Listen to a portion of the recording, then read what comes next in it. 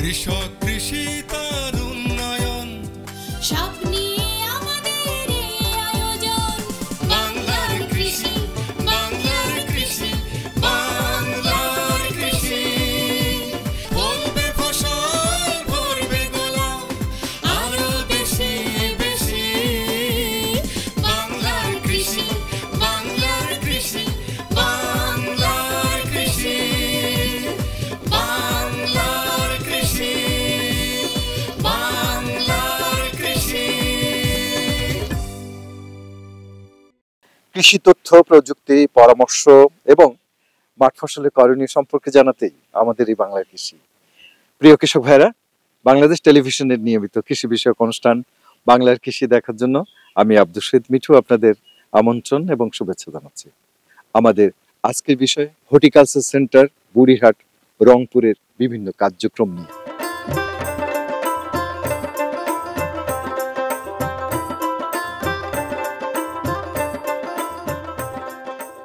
রংপুর জেলার বুড়িরহাট হর্টিকালচার সেন্টারটি প্রতিষ্ঠা করা হয় 1987 থেকে 88 সালের মধ্যে।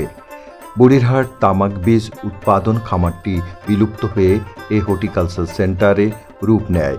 এই সেন্টারটি জেলা শহর থেকে 8 কিলোমিটার উত্তরে গঙ্গাচড়া উপজেলায় অবস্থিত। এখানে বিভিন্ন রকমের চারা কলম উৎপাদন ও বিক্রি করা হয়। দেশি বিদেশি বিভিন্ন ফল ও ফুলের জামপ্লাজম সংগ্রহ করা হয়। এখানে প্রতিষ্ঠার পর থেকে চারা উৎপাদনের পাশাপাশি কৃষক ভাইদের উদ্যান তত্ত্ব বিষয়ে, মাশরুম চাষ সম্পর্কে এবং নার্সারি সংক্রান্ত প্রশিক্ষণ দিয়ে আসছে বুড়িরহাট হর্টিকালচার সেন্টার, যার ফলে জেলায় আগের তুলনায় চারা কলম বা বীজের চাহিদা এবং বাগান স্থাপনের আগ্রহ বেড়েছে। ফলশ্রুতিতে এই জেলায় নানান জাতের ফলের উৎপাদন আগের তুলনায় অনেক বৃদ্ধি পেয়েছে। এ প্রতিষ্ঠানের উদ্দেশ্য হল উন্নত এবং মানসম্পন্ন বীজ চারা বা কলম উৎপাদন এবং কৃষক ভাইদের মাঝে বিতরণ, প্রশিক্ষণের মাধ্যমে স্থানীয় চাষি ভাইদের উদ্বুদ্ধকরণ, ফল ও সবজি প্রদর্শনী ও সম্প্রসারণ কার্যক্রম বাস্তবায়ন, মাশরুম বীজ উৎপাদন, চাষি প্রশিক্ষণ ও সম্প্রসারণ এবং দেশি ও বিদেশি ফলের জামপ্লাজম সংগ্রহ ও সংরক্ষণ উদ্দেশ্য বাস্তবায়নে এগিয়ে যাচ্ছে বুড়িরহাট হর্টিকালচার সেন্টার। বাংলাদেশের বিভিন্ন জেলায় হর্টিকালচার সেন্টারগুলো মূলত সরকারের একটি প্রতিষ্ঠান। এই প্রতিষ্ঠান থেকে উন্নত মানের ফল এবং সবজি বা অন্যান্য বনজ যে উদ্ভিদগুলো আছে সেগুলোর চারা সরবরাহ করা হয় এবং এখানে যিনারা আছেন ওনারা হর্টিকালচারের যে বিষয়গুলো সেগুলো কিন্তু প্রশিক্ষণও দিয়ে থাকেন বিভিন্ন চাষি ভাইদের। আমরা এসছি রংপুর জেলার বুড়িরহাট হর্টিকালচার সেন্টারে। এখানে যে প্রধান যে কর্মকর্তা আছে তার সাথে কথা বলছি। কেমন আছেন সাইম ভাই? জি ভালো আছি, আপনি ভালো আছেন? হ্যাঁ ভালো আছি সাইম ভাই। একটা বিষয় সেটা হচ্ছে যে আপনার এই হর্টিকালচার সেন্টারটা আমরা ঘুরে দেখলাম যে চমৎকার ভাবে সাজিয়েছেন। জি, তো আপনার এই হর্টিকালচার সেন্টারের যে সমস্ত কার্যক্রমগুলো রয়েছে সেটা যদি আমার দর্শকদেরকে একটু বলেন, আমরা সেই পর্যায়ে আমরা ঘুরে ঘুরে দেখবো। তার আগে আপনার এই হর্টিকালচার সেন্টার সম্পর্কে একটু যদি বলেন। জি, এই হর্টিকালচার সেন্টারটি আমাদের রংপুর শহর থেকে 8 কিলোমিটার দূরে অবস্থিত। এটা গঙ্গাচড়া উপজেলায় অবস্থিত। এই হর্টিকালচার সেন্টারের অন্যতম কার্যক্রম আপনি শুরু বলছিলেন যে আমাদের ফুল ফল সবজি এবং সৌন্দর্য বর্ধনকারী যেসব গাছ রয়েছে তার চারা কলম উৎপাদন এবং সেটা সরকারি ভর্তুকি মূল্যে এটা বিপণন করা হয়ে থাকে। এবং মজার বিষয় যে এই হর্টিকালচার সেন্টার স্থাপন হয়েছিল 1988-99 সালের দিকে। এরপরে এই হর্টিকালচার সেন্টার থেকে দেখে শিখে এবং পরবর্তীতে প্রায় আপনি আশেপাশে খোঁজ নিয়ে দেখবেন যে 50-60টি আমাদের বেসরকারি পর্যায়ে নার্সারি সৃষ্টি হয়েছে, অনেক মানুষের কর্মসংস্থান সৃষ্টি হয়েছে।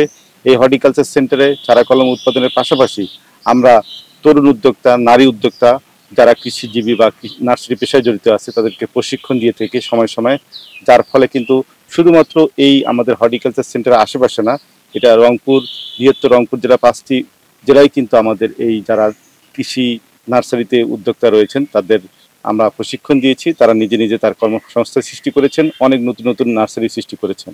আমাদের এখানে সাইট্রাস যে লেবু জাতীয় যে ফসল রয়েছে এরও মাতৃ বাগান রয়েছে। এখন আমরা কমলা, মালটা আমাদের জাম্বুরা, দেশি জাম্বুরা এবং বিদেশি যেসব সুন্দর সুন্দর জাম্বুরা রয়েছে সেসব জাতেরও আমরা চারা কলম উৎপাদন করছি। এবং কিছু মৌসুমী ফুল রয়েছে, কিছু পার্মানেন্ট। আমাদের এখানে অনেকগুলো আমাদের টোপিয়ারি বা সৌন্দর্য আমরা সৃষ্টি করেছি আমাদের রঙ্গন দিয়ে, আমাদের দুরন্ত দিয়ে। এই কার্যক্রমগুলো দেখলেও কিন্তু আমরা আমাদের বাড়ি ঘর বা অফিস আদালত যদি আমরা সাজাতে চাই, এখান থেকে কিন্তু একটা পরামর্শ বা দেখে শিখে যাওয়া যাবে আর কি। এই হর্টিকালচার সেন্টারে বর্তমানে বিভিন্ন সবজির উন্নত বীজ চারা উৎপাদন এবং কৃষক ভাইদের মাঝে সম্প্রসারণ করা হয়ে থাকে। কৃষক ভাইদের মাঝে বিতরণের জন্য বিভিন্ন দেশি বিদেশি ফলের জামপ্রাজম সংগ্রহ ও বিতরণ করা হচ্ছে। প্রশিক্ষণ ও প্রদর্শনীর মাধ্যমে বিভিন্ন উন্নত মানের ফল ও সবজি চাষের প্রযুক্তি হস্তান্তর করা হচ্ছে। এখানে বিভিন্ন প্রকল্প গ্রহণ করে তার মাধ্যমে ফুল ফল ও সবজির চাষ প্রযুক্তি হস্তান্তর করা হচ্ছে। পেঁয়াজ আমাদেরকে একটা বেশি পরিমাণ, আমাদের একটা নির্দিষ্ট পরিমাণ পেঁয়াজ কিন্তু আমাদের বিদেশ থেকে আমদানি করতে হয়।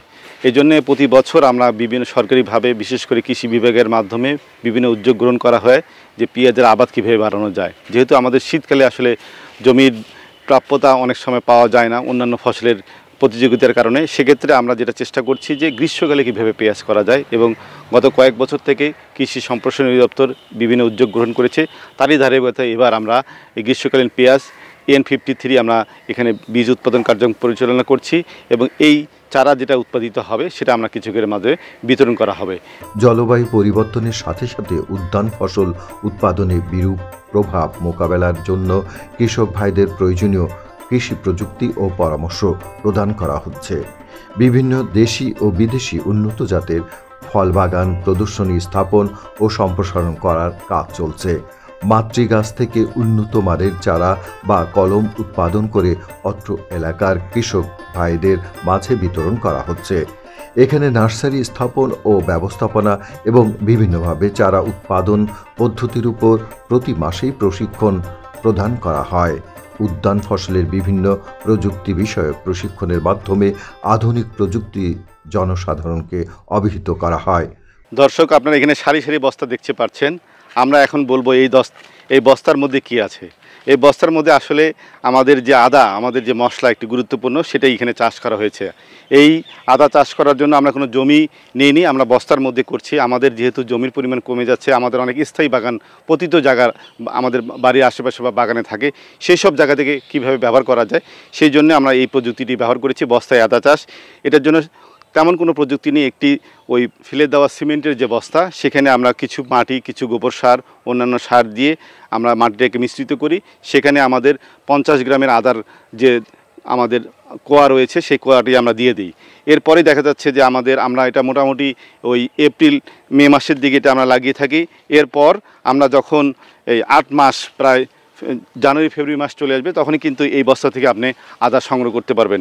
এবং মজার বিষয়, এই একটি বস্তায় আমরা দেখেছি যে 30 থেকে 35 টাকা খরচ হয়। সেখান থেকে আপনি এই বছর 8 মাস শেষে আপনি প্রায় 1 থেকে 1.5 কেজি আদা পাবেন। যদি আমরা বাজার মূল্য 200 টাকাও ধরি, সেখানে আপনি কিন্তু দেখা যাচ্ছে 200 থেকে 300 টাকা পেতে পারেন। এভাবে এই সেন্টারটি বিভিন্ন দেশি বিদেশি ফল ফুল ও সবজির মানসম্পন্ন চারা উৎপাদন ও প্রযুক্তির সূতিকাগার হিসেবে প্রতিষ্ঠিত হয়েছে এবং জনকল্যাণে কাজ করছে। বাংলাদেশ দানাদার খাদ্যে অনেকটাই স্বয়ংসম্পূর্ণ হয়েছে। এখন পুষ্টিমান সম্পন্ন খাদ্যের উপর জোর দেওয়া হচ্ছে।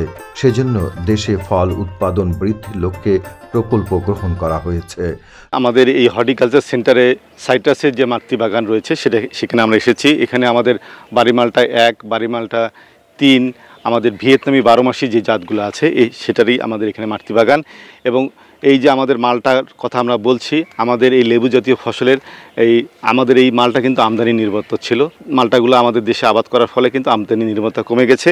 তবে খেয়াল করতে হবে কৃষক ভাইদেরকে, আমরা যেন সঠিক সময় এটাকে উত্তোলন করি। আমাদের এই লেবু জাতীয় ফসল কিন্তু তোলার পর আপনার ঘরে পাকবে না, যার কারণে আপনাকে সঠিক যে আমাদের পরিপক্কতার যে লক্ষণগুলো আছে সেটা দেখে পারতে হবে।